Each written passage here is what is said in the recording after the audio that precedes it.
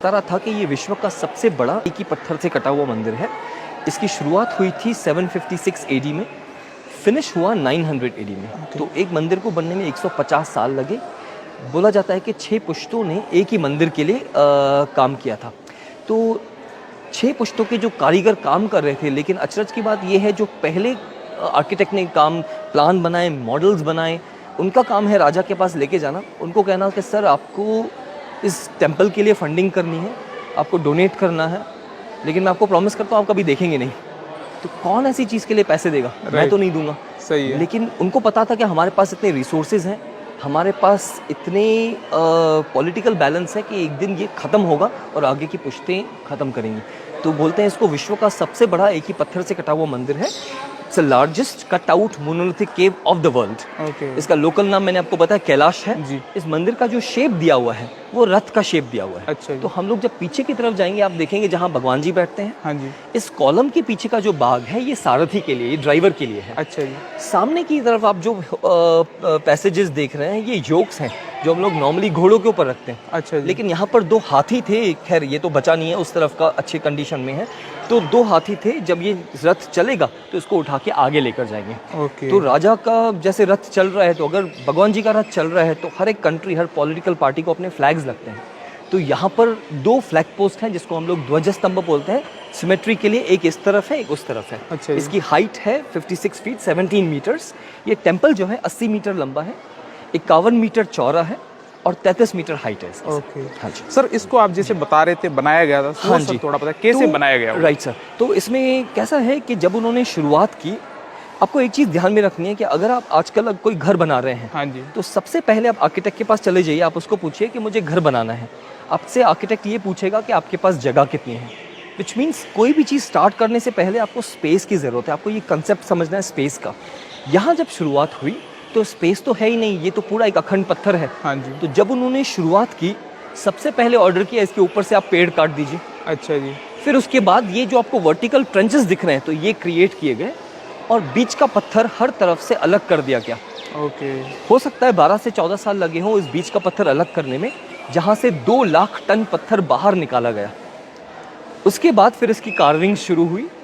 756 में जब इसकी शुरुआत हुई तो वो उस स्टेज पे रहे होंगे जहाँ ऊपर की तरफ है, जहाँ क्योंकि मंदिर की शुरुआत ऊपर से हुई थी। हाँ जी। फिर नीचे उन्होंने ख़त्म किया, तो जहाँ हम लोग खड़े हैं जी। ये आखिरी का भाग है। ओके। तो नॉर्मल क्या होता है आर्किटेक्चर, हम लोग अगर घर बनाते हैं आप नीचे से ऊपर जाते हैं, यहाँ पर ऊपर से नीचे आए और पीछे से सामने की तरफ आए, क्योंकि मंदिर का स्लोप जो है वो इस तरफ से है। ओके। इंटरेस्टिंग है कि भाई नॉर्मली हिंदू टेम्पल्स जो होते हैं उसका जो फेस होता है वो पूरब की तरफ होना चाहिए, लेकिन यहाँ पर जो रॉक फॉल है वो वेस्ट की तरफ है, तो इसीलिए सारे के सारे केव्स एलोरा में वेस्ट फेसिंग केव्स हैं। नाउ इंटरेस्टिंगली रामायण जो हुई थी वो साउथ में हुई है, महाभारत हुई है नॉर्थ में। आप यहाँ सेंटर में हैं, मंदिर का जो साउथ साइड है, दक्षिण का जो भाग है वो रामायण को दिया हुआ है, ये जो पूरा पैनल है वो रामायण है। तो लॉजिक देखिए उनके हिसाब से कि आपको साउथ साइड में रामायण रखनी है, नॉर्थ साइड में महाभारत रखनी है। अब थोड़ा सा इस तरफ से आके देखेंगे तो आपको पूरा पैनल दिख जाएगा। सर रामायण में सबसे पहले रो की बात कर रहा हूँ, आप देखिए राइट साइड में 2 लोग बैठे हुए हैं। अगर आप जूम करेंगे तो आपको अच्छे से दिखेगा। 2 लोग बैठे हुए हैं, उनके सामने एक आदमी झुक के नमस्कार कर रहा है। हाँ जी। तो जो झुक रहे हैं वो राम हैं, अपने पिता से आज्ञा ले रहे हैं बनवास जाने से पहले। पहले वो जाते हैं हाथी पे, फिर घोड़ों पे, फिर पैदल, फिर सिटी की गेट आती है। आखिरी में देखिए नाव है, कैवट, जहाँ शरयू नदी खत्म होती है वहाँ से उनका बनवास शुरू होता है। वापस उसी गेट पे आ जाइए, जो हमने फर्स्ट लाइन में गेट लेक देखी, उसी के नीचे सेकंड लाइन में देखिए, सेंटर में लक्ष्मण दिखेंगे आपको जो शूर्पणखा का नाक काट रहे हैं यहाँ पर। हाँ जी। और उसी के राइट साइड में आपको दिखेगा कि शूर्पणखा पीछे की तरफ गिर रही है। रावण ने पहली आर्मी भेजी है, ये देखिए राम और लक्ष्मण है, ये उनकी आर्मी से फाइट हो रहा है, भाग जाते हैं वो लोग। थर्ड लाइन में आप देखेंगे राइट साइड में राम लक्ष्मण सीता बैठे हुए हैं, सीता को मरीच दिखता है जो गोल्डन डियर है।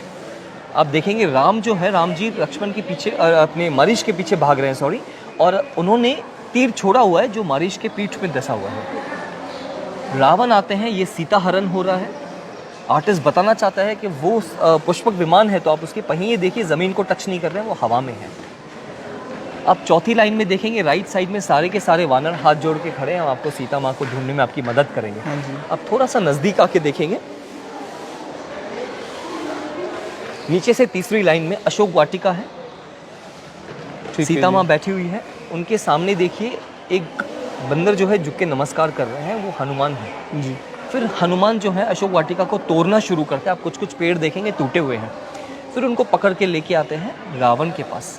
अब रावण देखेंगे, रावण तो बैठे हैं लेकिन हनुमान जी को जगह नहीं दी गई बैठने की, तो हनुमान जी ने अपने पूंछ से अपनी सीट बनाई है। हाँ जी। और आप रावण का चेहरा देखिए, वो हनुमान जी को ऊपर की तरफ देख रहे हैं, उसको बताने के लिए कि तुम्हें पता नहीं है तुमको कि राजा को कैसे चलना चाहिए। सेकंड लास्ट लाइन में आप देखेंगे सारे के सारे वानर जो है वो ब्रिज बना रहे हैं, आखिरी में समंदर की लहरें हैं, और लास्ट लाइन में राम और रावण का फाइट है। ओके। तो 1200 साल पहले पूरी की पूरी रामायण तैयार थी। आपको ये चीज़ याद रखनी है कि यहाँ पर आप जो भी मूर्तियाँ देख रहे हैं, ओरिजिनली हर मूर्ति के ऊपर प्लास्टर था और कलर्स किए हुए थे। तो हमने जैसे वहाँ लक्ष्मी जी देखे, यहाँ जहाँ जो भी आप फिगर्स देख रहे हैं, तो इन फिगर्स के ऊपर प्लास्टर था और कलर्स किए हुए थे। ओके। लेकिन पानी से, हवा से कलर्स बचे नहीं हैं। हालांकि एलोरा का ये सबसे मुख्य गुफा थी, इसको 3 बारी पेंट हुआ। सबसे पहले 10वीं शताब्दी में जब ये फिनिश हुआ था, दूसरी बारी हुआ था 12वीं शताब्दी में, आखिरी बारी करवाया था इंदौर की महारानी अहिल्याबाई होलकर ने। तो अगर आप ऊपर की तरफ देखेंगे, यहाँ पर कुछ कुछ जगह पे आपको प्लास्टर और कलर्स दिखेंगे। हाँ जी, तो ये white 18वीं कलर में। शताब्दी के हैं, ये अहिल्याबाई होलकर के समय के हैं। लेकिन जब हम लोग अंदर जाएंगे बाद में, तो मैं आपको दिखा पाऊंगा कि 10वीं शताब्दी की पेंटिंग्स भी बहुत ब्यूटीफुल है। अच्छा जी। आइए। यहाँ पर आपको जो एनिमल्स दिख रहे हैं ज़्यादातर हाथी हैं, अच्छा। सिंह हैं। हाथी सिंबलाइज करता है इंडियन आर्ट में प्रॉस्पेरिटी का। सिंह जो है पॉलिटिकल पावर का। देखिए जहाँ राजा बैठता है उस जगह को हम लोग सिंहासन बोलते हैं, वो सिंह का आसन है। तो पॉलिटिकली स्टेबल आपको राजा चाहिए और पैसा चाहिए, तब जाके ऐसी चीज़ें बनती हैं। तो यहाँ पर आपको सिंह और हाथी है। कुछ कुछ और भी हम लोग आगे दानव देखेंगे आगे चल के, तो उस तरफ से है सर। आइए, यहाँ पर एक बहुत ही इंटरेस्टिंग पैनल है, उस तरफ से मैं आपको दिखा देता हूँ सर। रामायण से पहले की बात है, रावण की इच्छा थी कि अपने सौतेले भाई कुबेर के ऊपर उसको जीत हासिल करनी है। तो रावण जाते हैं, कुबेर के ऊपर जीत हासिल करते हैं, पुष्पक विमान लेके वापस आ रहे हैं। अब शिव भक्त तो है ही। अब देखिए 10 सर जो है सिंबॉलिक होते हैं इंटेलेक्चुअल सुपीरियरिटी का, 20 हाथ हैं पावरफुल है। तो अब पैसे आ गए, तो ये जो कॉम्बिनेशन है इसमें ईगो आता है। रावण को लगता है मैं इतना पावरफुल हूँ, रास्ते में कैलाश पर्वत आ गया है, मैं शिव जी को कैलाश पर्वत के साथ उठा के लंका ले जाऊंगा। ओके। तो ये आपको आर्टिस्ट बताना चाहते हैं कि यहाँ पर रावण जो है कैलाश पर्वत के नीचे गए हुए हैं और वो कैलाश पर्वत उठाने की कोशिश कर रहे हैं। अब आर्टिस्ट देखिए, आपको घर में कुछ स्टूल भी उठाना है तो आप उसको पीछे से नहीं उठाते, आप सामने से उठाते हैं। हाँ जी। अगर आप ये पैनल सामने देखेंगे यहाँ सर, तो ये मत सोचिए कि इस रावण का फ्रंट हमारी तरफ है, उसके पीठ है हमारी तरफ, लेकिन आर्टिस्ट ने उसके सर पूरे गोल बनाए हैं। अच्छा। आप ध्यान से देखिए, वो पैर एकदम कसा हुआ है।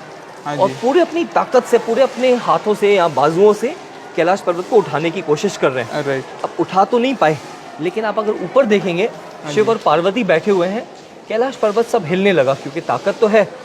अब पार्वती देखिए, ये वाले फिगर की बात कर रहा हूँ, उनकी बॉडी, पैर यहाँ पर है, लेकिन आर्टिस्ट ने उनकी बॉडी को ऐसे बताया कि वो पीछे की तरफ गिर रही है। पति का हाथ पकड़ लिया, उनकी दासी जो है राइट साइड में भाग के जा रही है, उनकी पीठ हमारी तरफ है। शिव जी का एक राइट हैंड देख लीजिए, ऐसे जा रहा हाँ है। जी। इसे हम कहते हैं विस्मय मुद्रा। विस्मय सरप्राइज, अरे क्या हो रहा है, सब हिल क्यों रहा है अचानक से। तो शिव जी को फिर समझ में आता है कि अरे ये तो रावण है और कैलाश पर्वत उठाने की कोशिश कर रहा है। शिव जी अपने दाहिने पैर के बड़े अंगूठे से पहाड़ को नीचे दबाते हैं, पैर से नहीं दबाते, सिर्फ एक अंगूठे से दबाते हैं। आप थोड़ा सा नजदीक आके देखेंगे। हाँ जी। अब शिव जी का पैर देखिए, और अगर आप ध्यान से देखेंगे तो उनका बड़ा बड़ा जो अंगूठा है, वो आर्टिस्ट ने बताया है कि वो मुड़ा हुआ है क्योंकि ऊपर से दबा रहे हैं। अब आप रावण का चेहरा देखिए, रावण की जो आंखें हैं फटी हुई हैं, दांत कस गए हैं। हालांकि खंडित मूर्ति है, हाँ जी। लेकिन फिर भी आपको उसके एक्सप्रेशंस दिखाई दे रहे हैं कि ऊपर से प्रेशर आ गया। अरे। अब थोड़ा सा यहाँ से आके देखेंगे तो उनकी आप पीठ देखिए, बेंड हो रही है। राइट। डर गए कि पीठ टूट सकती है, तो इस हाथ से अपनी थाई पे सपोर्ट कर रहे हैं, हाँ जी। उस हाथ से अपनी आर्म को सपोर्ट कर रहे हैं, इस हाथ से पहाड़ को ऊपर ढकेलने की कोशिश कर रहे हैं। अब निकल नहीं पा रहे हैं, सालों साल बोलते हैं यहीं दबे रहे, फिर समझ में आया बाहर कैसे निकला जाए, और इस समय बनता है शिव तांडव स्तोत्रम। तो जब शिव तांडव स्तोत्रम की रचना करते हैं, शिव और पार्वती खुश होते हैं और जाने देते हैं। हालांकि कहानी तो काफ़ी उसके आगे लंबी है, लेकिन शिव तांडव स्तोत्रम बनाते हैं। ओके।